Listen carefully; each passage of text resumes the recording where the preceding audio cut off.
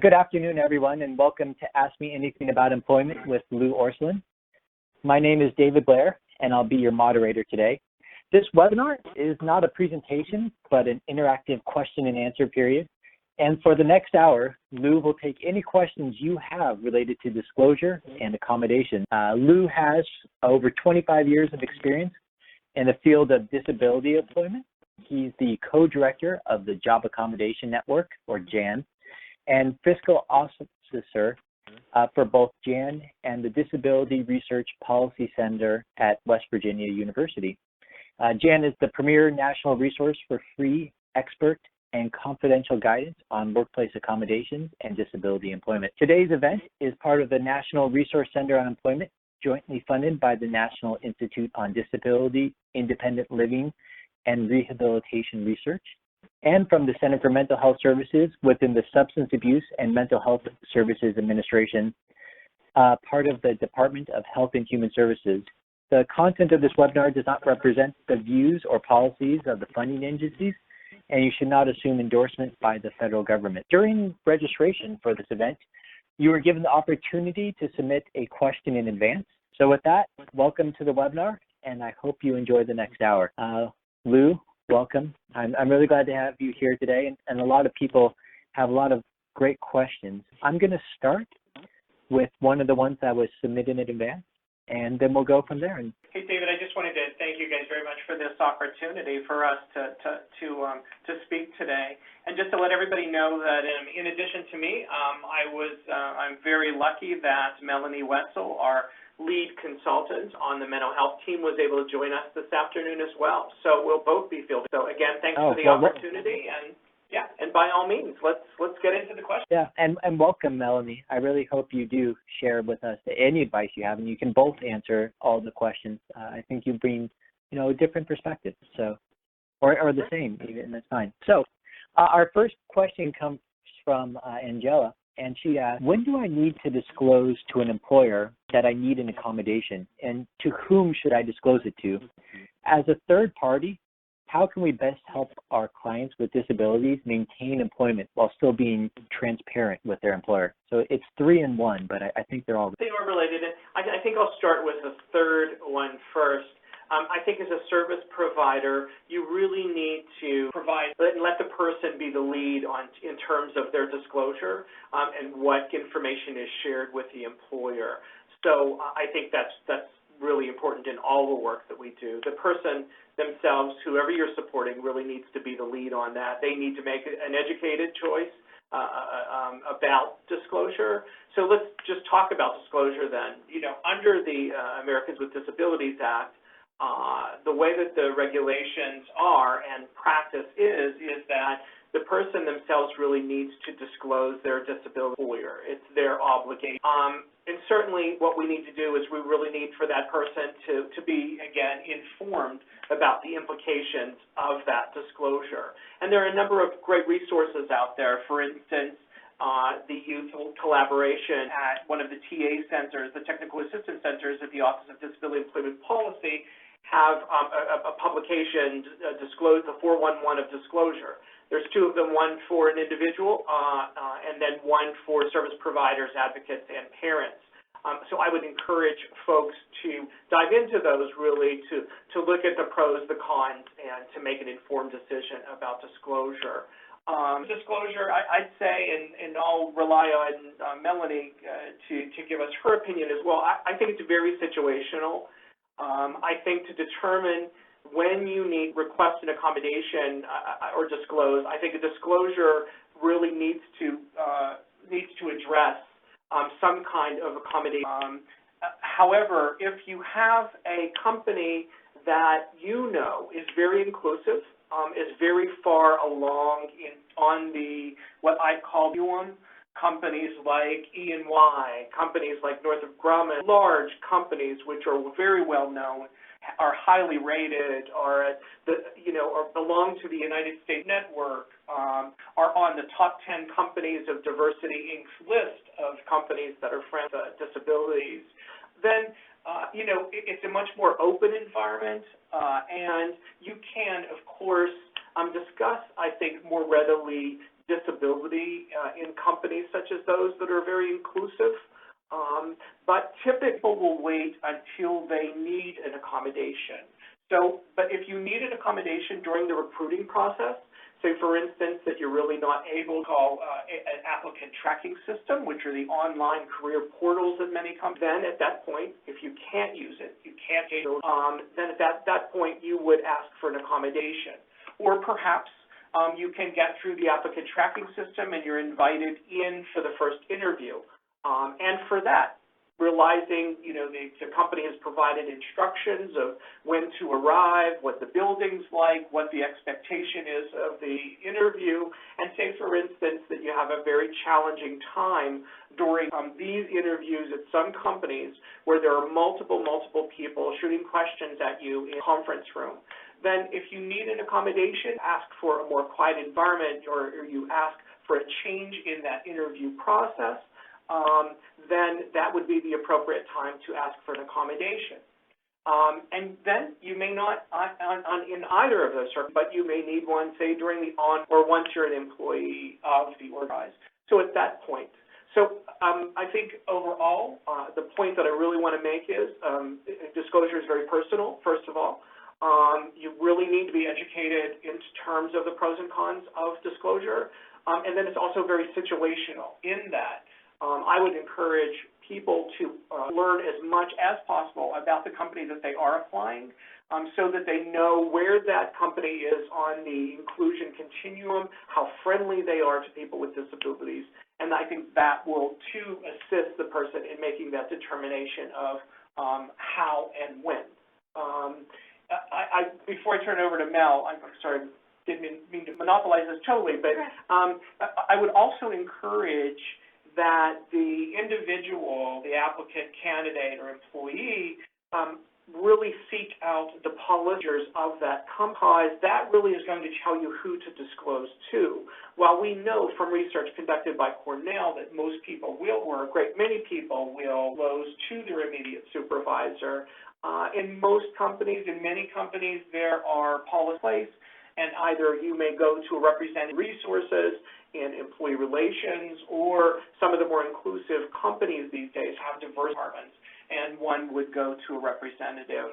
Typically, there is a subject matter expert, a disability consultant within D&I, and one. Now, the only thing I was going to say is a lot of times employees don't want their supervisor about, and that's why the idea to go supervisor involved problem. And one other thing is you don't want to wait too late to disclose. Want to disclose becomes too much of a problem because the employer doesn't have any kind of that. And if I could just add to that too, Sure. I totally agree, and I think that's one of the most important parts or points to make, because I think that if you wait too long and there is discipline, then in that disciplinary meeting or that counseling session, that the reasonable accommodation request gets very muddled.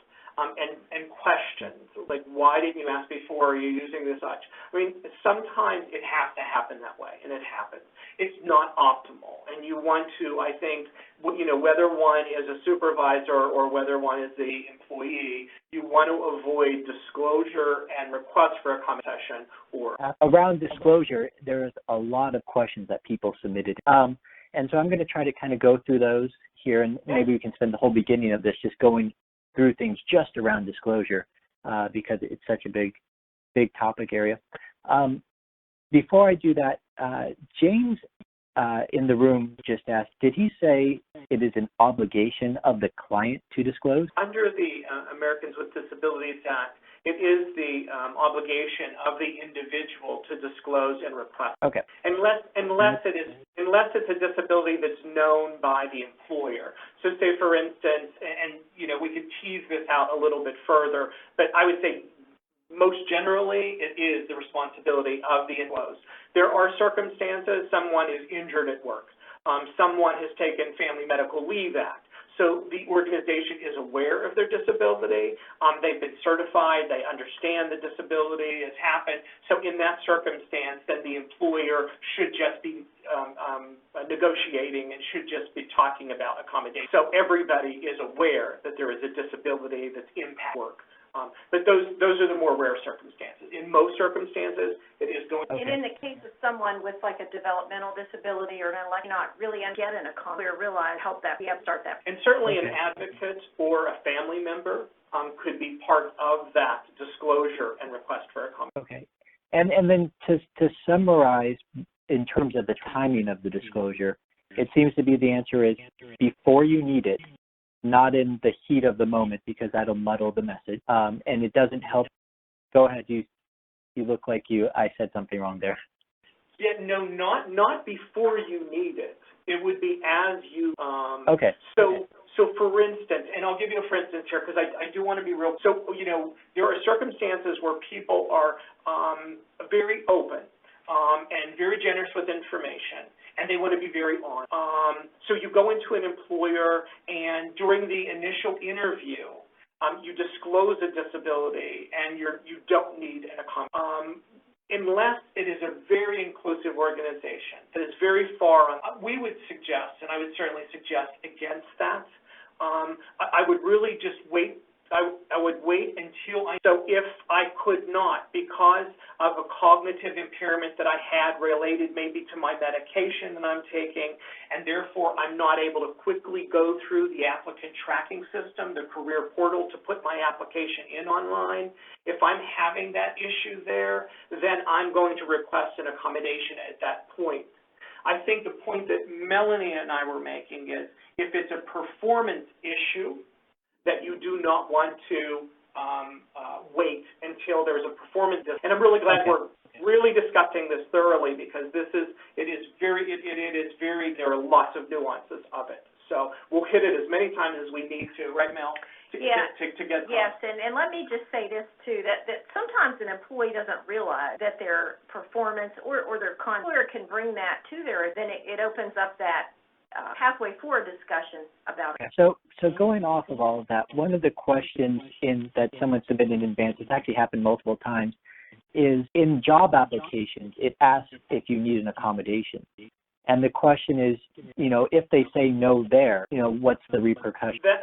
I think that corporations are simply trying to comply and to be open with people with disability by including that on their job app.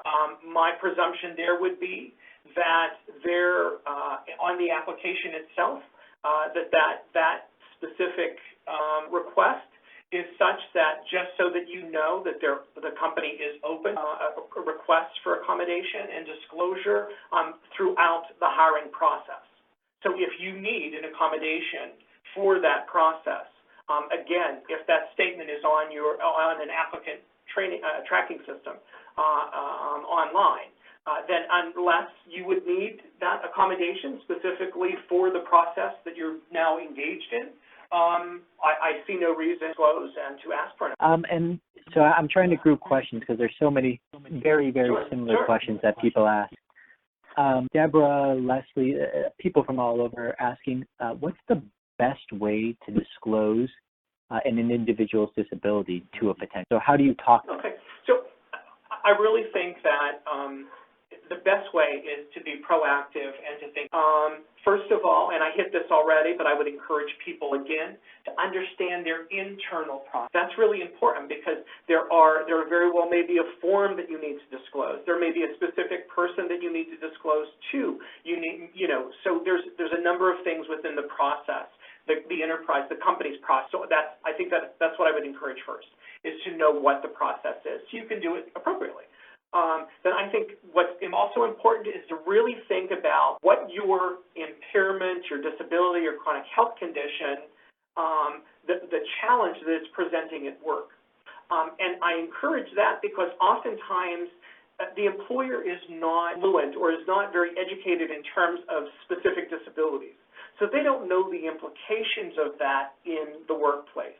So you as the person with a disability need to build that bridge for them. You need to help them understand that, you know, again, I have a medication change. I have to take it at, you know, at 7 o'clock in the morning, and this really creates an issue with me being at work at 8.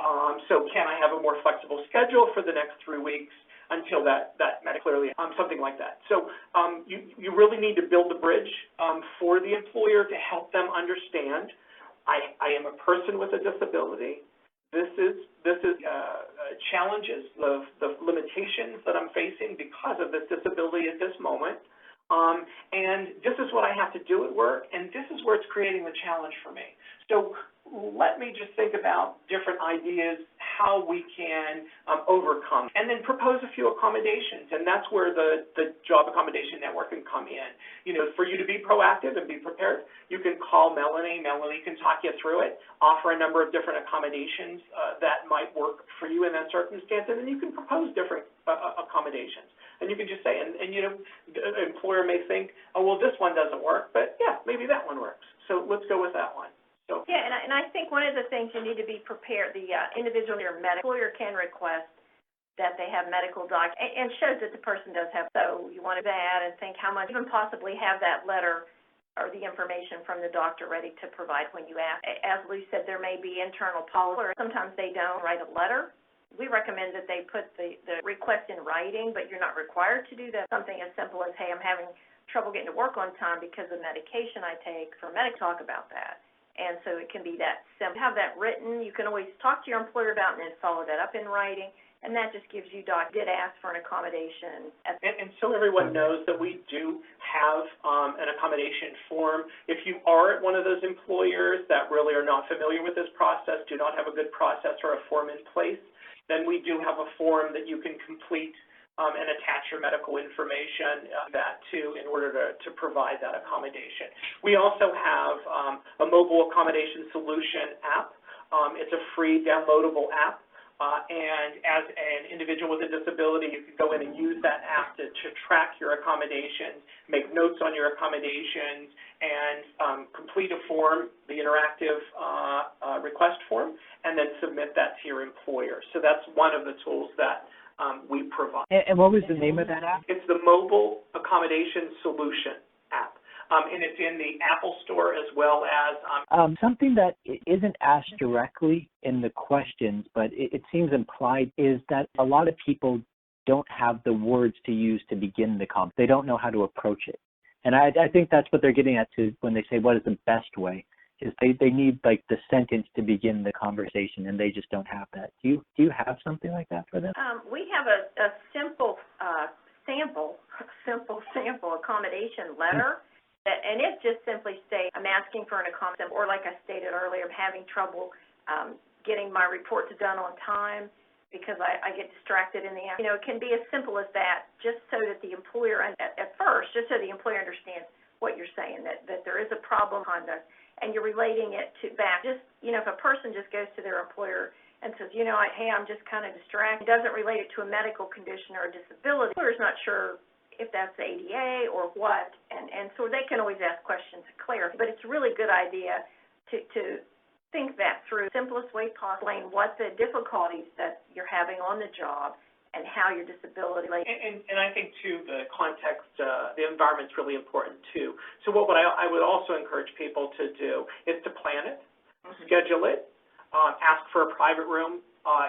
This isn't something that you want to talk about in the hallway while you're in between projects. This is something that is very personal, very private, and you really want the full attention. So I think setting up the important is how you. So set it up, private room, conference room with your supervisor. Perhaps HR needs to be involved because they're more educated about really what needs to happen, and they're listening for a request for accommodation.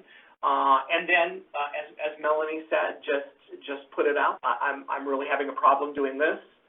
This is the impairment or chronic health condition I have, thinking that these things might help me. What do you? And I think really to humanize it as much as possible and to make it as least intimidating as possible and as positive as possible too. So you come with options. You're not just coming to just put it all out there and for them to solve all of the issues.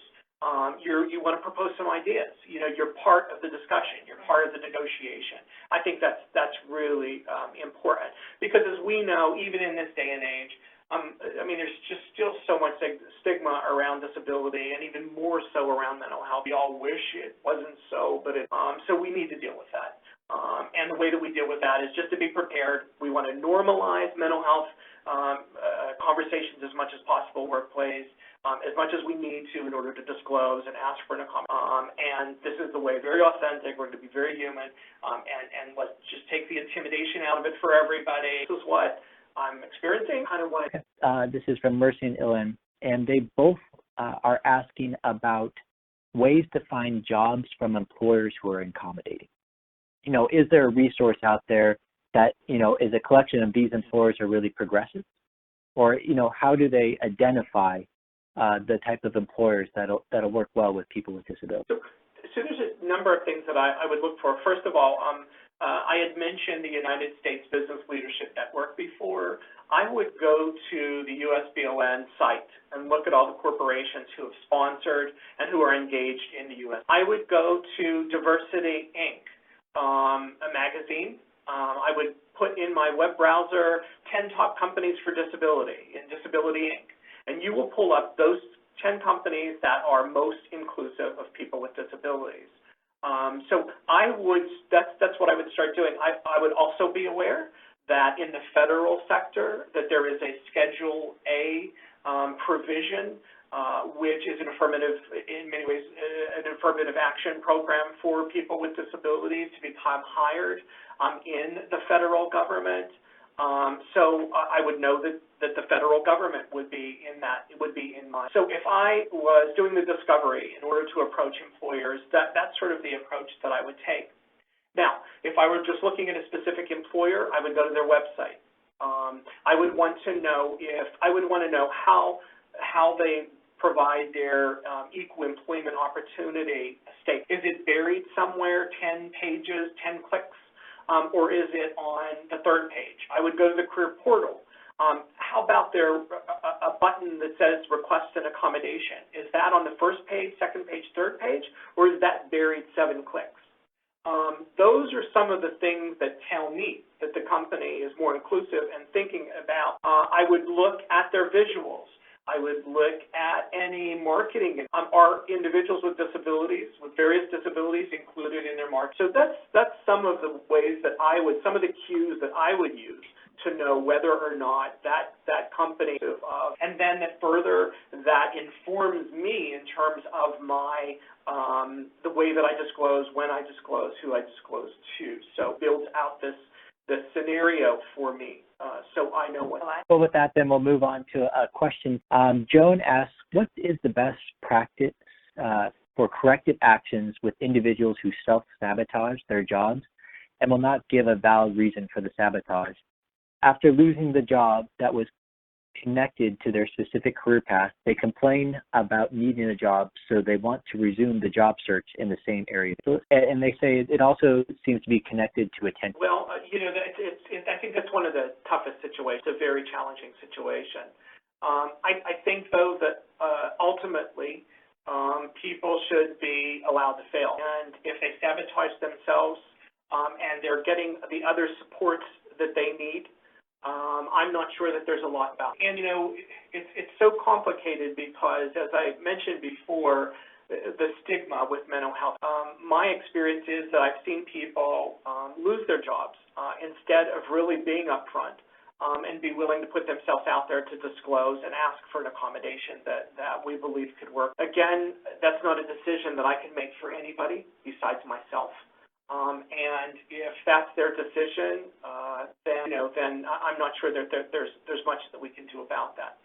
If they have very specific sabotage behaviors, I'm supporting that person, I'm an advocate, family member, then I'm certainly going to engage with them and point out those sabotage behaviors and just talk about what my experience is as their advocate or family member in seeing this happen, and see if there's any way that I can influence their behavior ultimately with a job. I was just thinking about. And if they're still employed, then always remember, too, that many of the large employers have employee assistance programs, EAPs as they're traditionally called, although sometimes they're called different things in enterprises within companies.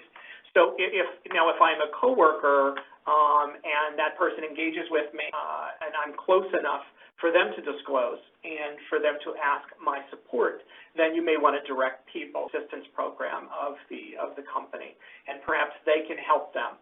They can counsel them and provide that support so that they can be more objective about sabotage. But admittedly, I think that's one of the largest challenges sometimes. All right, thank you. Debbie in the room asks, what are the separate obligations for communications-related accommodations, even as they might apply to a person with an intellectual disability, spectrum-related functional limitations, etc.? Yeah, so, and I think, the broader subject is disclosing and dealing with intellectual disabilities as well. But her specific question is, what are the separate obligations for communications-related accommodations, even as they might apply to a person with an intellectual disability, spectrum-related functional limitations, etc.? Sure, and the complexity there, of course, is, is there a service provider involved?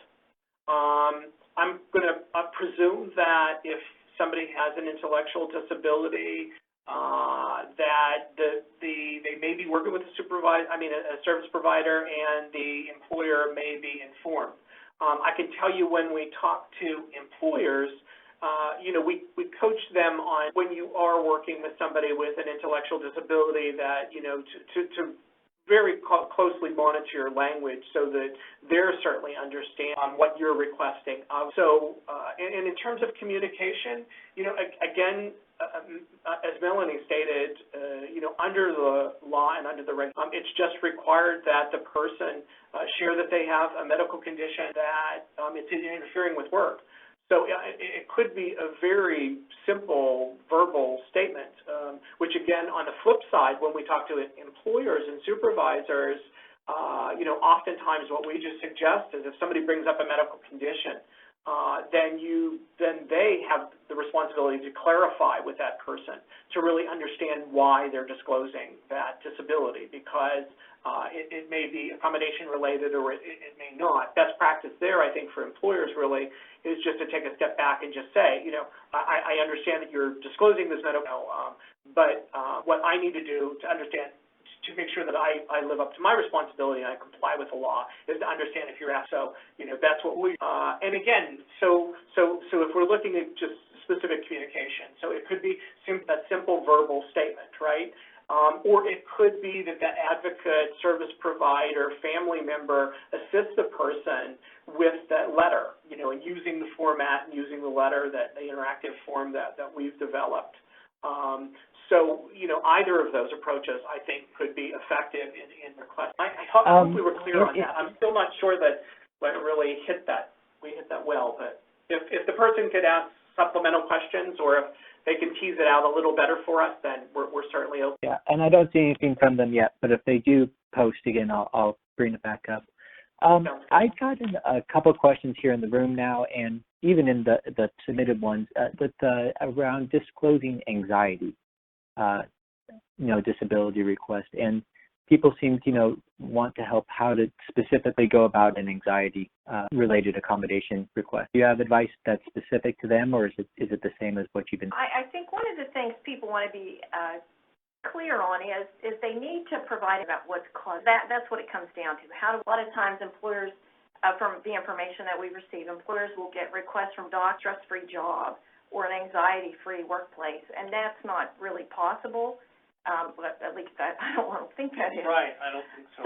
So what is it about the workplace or the job that has caused maybe something, in their personal life, things from home that are an issue? But what are the things on the job that are exacerbating the anxiety? Is it the Labor Act, job tasks that are a certain order that need to be done in a certain order? They have that specific, so the employer can understand that, because if they're going to try to reduce that anxiety in the workplace, they really need to know where that anxiety is coming from. And again, I just want to hone in on what I said earlier, too, is so when you're looking at disclosure and requesting accommodation, you have a medical condition you want to list, you are having a challenge at work what you want to provide to the employer. So you're building that bridge.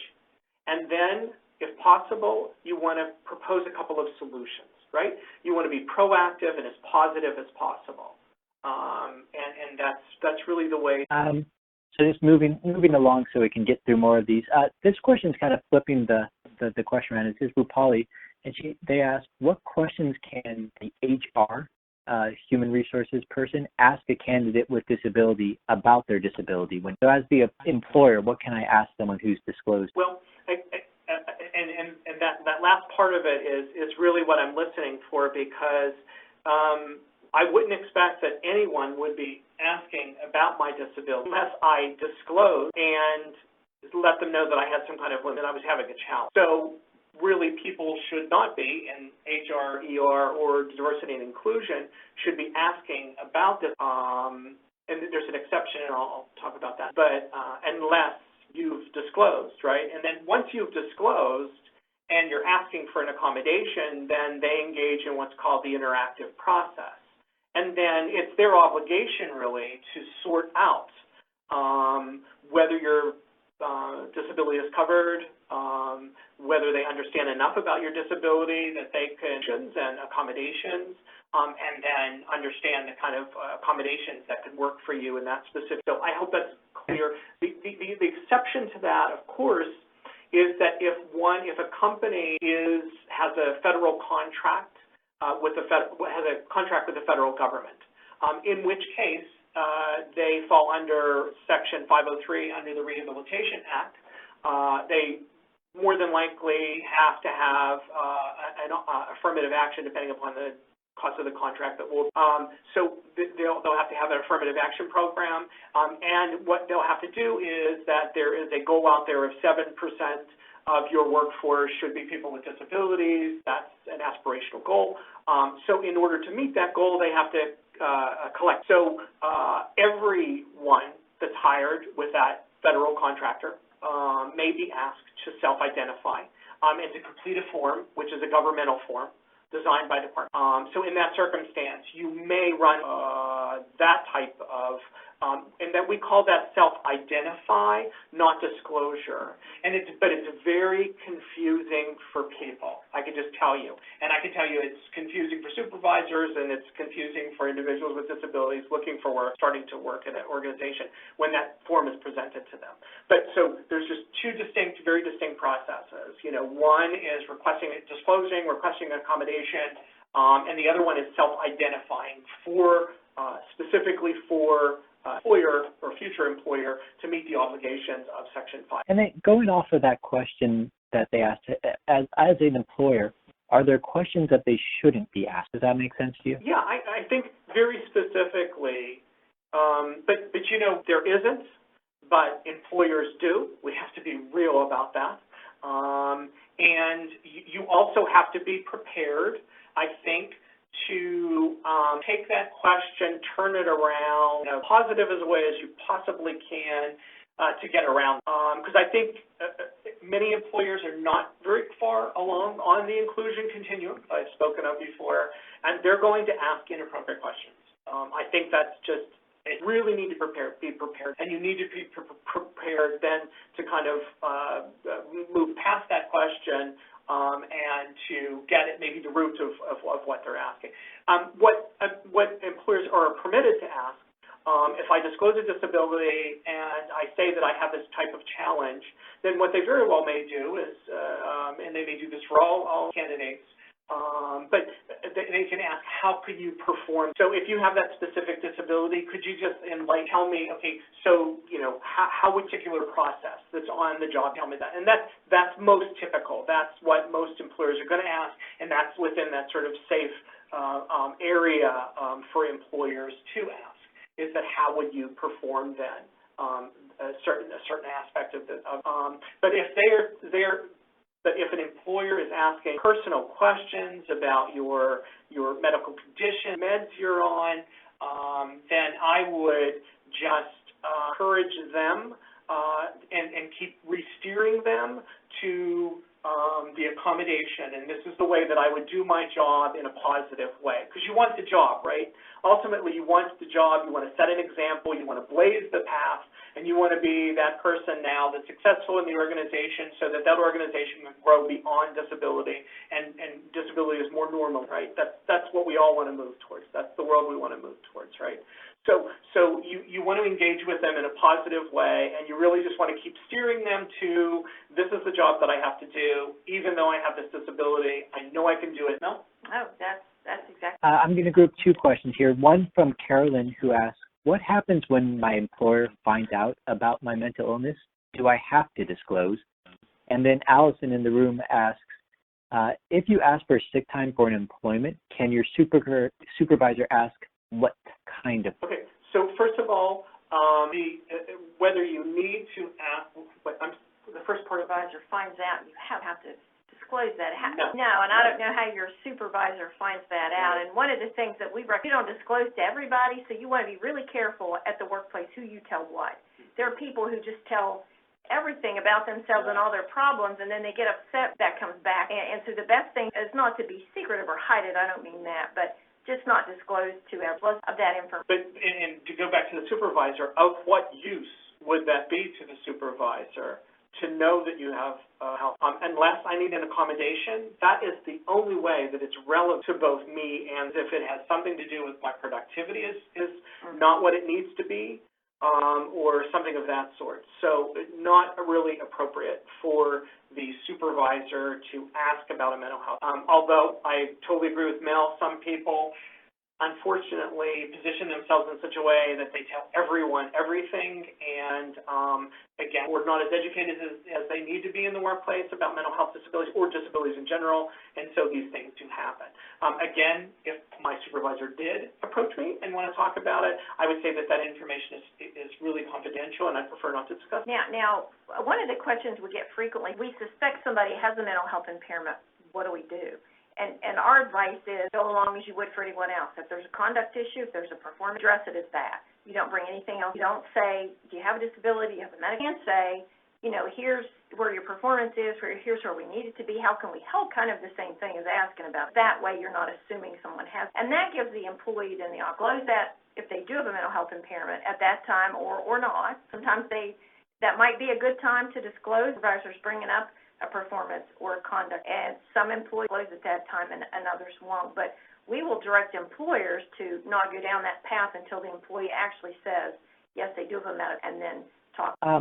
Janet asks us if you have resources for Canadians, where can they look for information about accommodation? Sure. Well, what I would do is I would go straight to askjan.org, our website.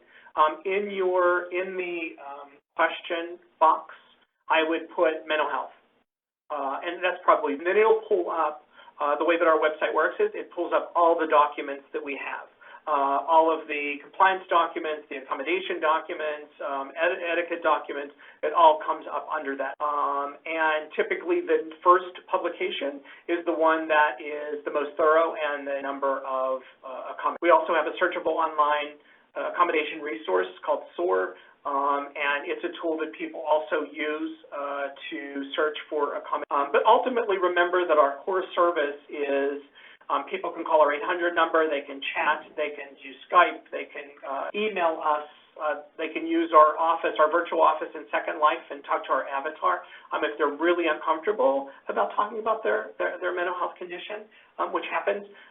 So there's just a myriad of ways that one can contact us. And what we'll do is we coach you through the entire process.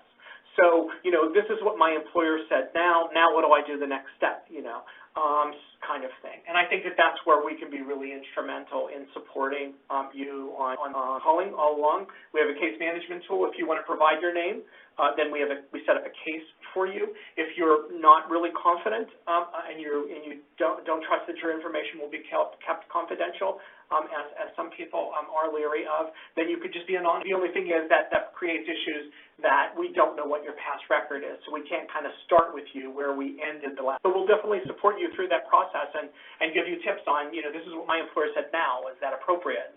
No, that's not appropriate, but let's try to approach it this way to either get you that job or. Yeah, you actually answered a different question. I think I stuttered, but that was a really useful answer for all these people who seem to be looking for help just for them. But the question was for Canada, the neighbors just to the north of us. Where can they look for resources about accommodations? Do you know, or? Oh, well, there is, okay, so first of all, anyone globally can use our website. So all that information is available.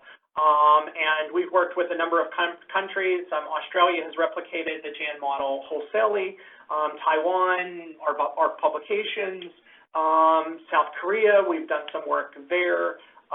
So there's a number of countries that we have worked with to replicate aspects of. Japan has replicated our searchable accommodation online resource, our SOAR.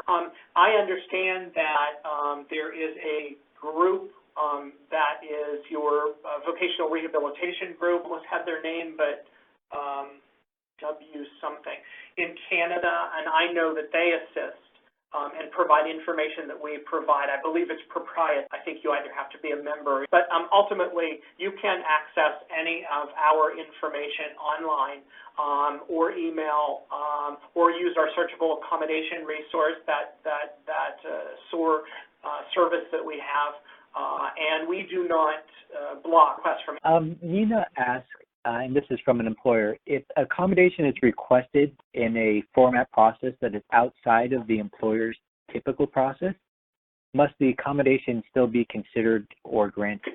Can they give me an example of that? She's typing. So see, I think it's that they have a formal method of requesting accommodations, if I'm to guess, and it's someone going outside of that method, not following the eternal process of a company. Right. So let's go back to our original conversation at the beginning. The EEOC only requires that a person disclose verbally and say medical condition and challenge at work. That is a disclosure. That is enough information that under the law, the employer has now an obligation to move forward with the interaction. So let's start there. However, if, say, for instance, a person asks for it verbally, from their supervisor, which is not outside of our process. Our process is you go to Human Resources, to our disability specialist, and they haven't done that, and they haven't completed the paperwork. Then what I would suggest is that the person in HR, ER, or D&I steer that person to the process, inform them of the process, and provide support that they need in order to complete the process. So say it is somebody with an intellect, and they're not really able to complete the forms that need to be completed. The employer has that continuous obligation to assist that person with the accommodation process. And it could be an alternate way that we typically do. So once that person discloses, requests an accommodation, it's obvious that this is an accommodation request, then the obligation moves to the employer. And at that point, regardless of what their policies and procedures are, they have been alerted by the regulations, and they need to move forward. I'll just say that frontline supervisors need to be trained in what to do. If they receive a request, but it's not up to them to do that, then they direct that person to go to, or they forward that. That it just doesn't lie there on the supervisor's desk. That's where we can help employers, too. So what we developed over the last couple of years is called the Workplace Accommodation Toolkit, and we have sample policies and procedures and also metrics for benchmarking and monitoring your accommodation program. Also, what we suggest is best practice is having, at the very least, a spreadsheet tracking system, but also getting a accommodation tracking system so that you can track. What we find is that so many times problems are created when there's a new supervisor. When information isn't conveyed appropriately and timely to an individual who has the responsibility to directly accommodate, that's where we find really as a real sore spot.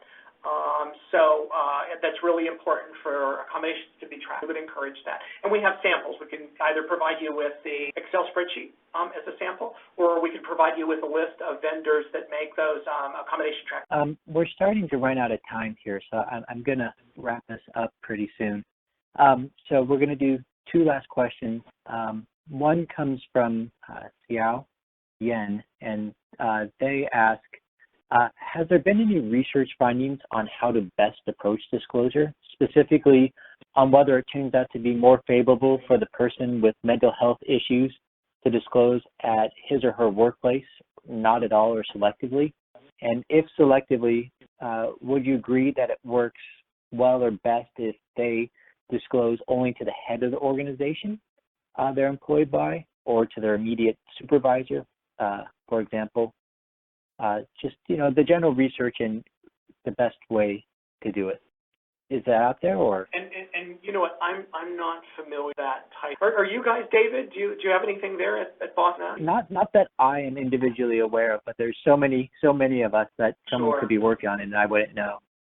Sure, maybe that's something that we could look at together.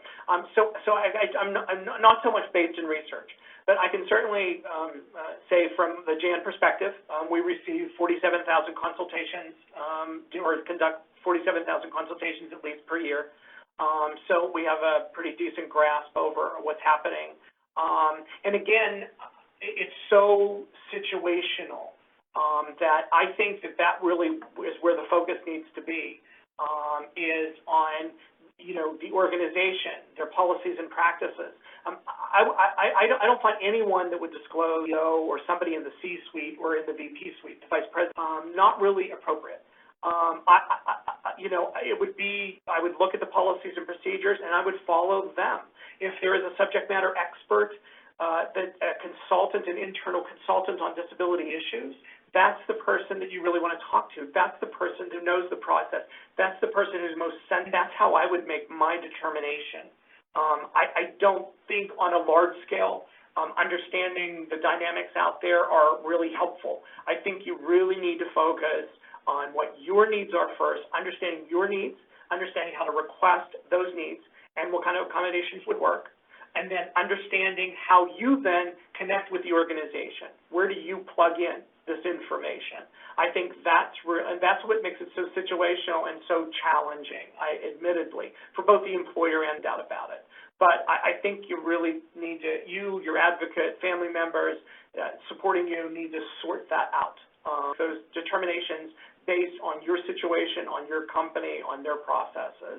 That's what I would. No, the only thing I would say, generally want to go to HR, not your supervisor, about the diagnosis getting out, because the person, whoever does that, keeps that information confidential, needs that medical, and yes, there is a disability line, then they file that away, and that is kept confidential. No one else has access. That is probably the best. Now, as I said earlier, sometimes the supervisor involved in the accommodation process. Say someone wants to work from home, and HR says, well, we don't see a problem with that. But the supervisor involved to make sure that's really something that's going to be effective, and to know that the person's working at home and not, but they don't need to know anything about the just the limitations, which could, lots of different disabilities that have. And I think it's important. I think you're absolutely right, Mel, and I think it's just important to note that. So, and then that HR person in employee relations or in D&I should only be sharing information on as need to know basis, which means no medical information, only the functional information that person needs in order to provide that. And then just very quickly too, so the group in Canada that has a similar service, but I think it is proprietary for pay, is the Job Accommodation Service. We worked with them a couple of decades ago, and they're sponsored by the Canadian Council on Well, we are out of time. And I wanted to thank everyone in the room for trying to help each other out, because we were not able to get to even half the questions today. And I want to thank both you, Lou, and Mel for answering the questions everyone had, and really everyone for attending. Thank you again, everyone, and we look forward to seeing you next time. Have a good day. Appreciate the opportunity. Thanks, everybody. Bye. Thank you. Bye-bye now.